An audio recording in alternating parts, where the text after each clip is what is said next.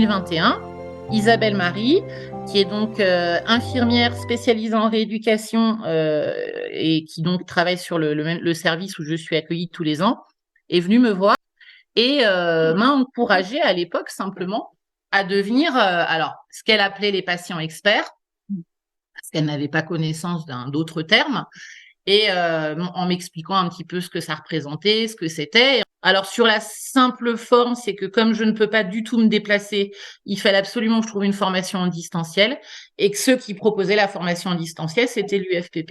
Et là, l'UFPP proposait une formation de patient partenaire, et là, ça a typiquement fait écho avec toutes mes idées, mes valeurs, et je sais désormais que je veux être partenaire et non pas être un expert, parce que je ne suis expert de rien du tout. Euh, donc j'ai commencé par une formation en éducation thérapeutique de patients et rapidement, en fait, derrière, la formation patient partenaire de l'UFPP est venue à moi. En fait, ça s'est fait extrêmement naturellement, extrêmement facilement. Et je vais continuer parce que l'année prochaine, voilà, je compte bien intégrer le DU qui va commencer au mois de janvier. On est vraiment dans le partenariat santé pour pouvoir avoir quelques éléments de langage aussi pour être avec les soignants. Parce que moi je suis pas infirmière, je suis pas médecin, je suis pas oncologue, voilà, je suis juste patiente partenaire, mais d'avoir des éléments de compréhension du comment ça marche pour eux et quelles sont leurs contraintes, un peu aller sur leur colline finalement, aller sur la colline de l'autre, aussi par le biais du médicament, par le biais de choses qui sont techniques. Je trouve que c'est très important et ce premier niveau-là permet d'avoir une première sensibilisation. Voilà. On arrive au DU en ayant déjà fait une partie de la formation sur la démocratie en santé, d'avoir été sensibilisé sur l'écoute active, le travail sur les émotions, etc., etc. Et quand on arrive au niveau du diplôme universitaire et qu'on aborde ces notions de façon multipliée par 10, on est prêt. La dimension qui était plus importante pour moi, de mon point de vue, c'est l'aspect du médicament. Dans le niveau 1, on est dans une initiation et dans une sensibilisation, donc ça n'a rien à voir avec le niveau 2, j'imagine, mais quand même, on peut, en tout cas moi, j'ai perçu beaucoup de choses qui sont importantes à comprendre quand on est patient. C'est de partir de la recherche, donc du besoin d'avoir un médicament, de la recherche qui est enclenchée, avec les essais cliniques, les autorisations de mise sur le marché, la pharmacovigilance. Je pense que le patient partenaire, il a ce rôle-là. Ouais, il a ce rôle-là d'accompagner le patient dans ce dialogue et dans cette communication auprès du médecin.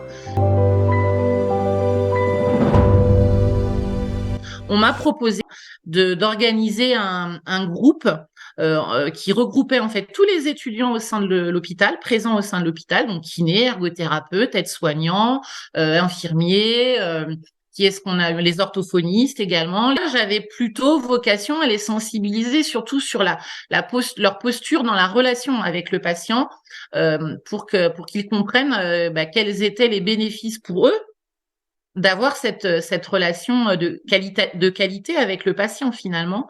Donc on a commencé d'abord par une matinée, puis on s'est très rapidement rendu compte que une matinée ça suffit pas. Donc maintenant on le fait à raison d'une journée entière, de 9h à 17h, et on se retrouve à peu près tous les 2 à 3 mois. Ce que je fais aujourd'hui, c'est que j'accompagne principalement des femmes qui sont atteintes de cancer en fait. Comme je disais tout à l'heure, je suis en échange concret avec l'hôpital de mon secteur là pour envisager des interventions au sein de l'hôpital.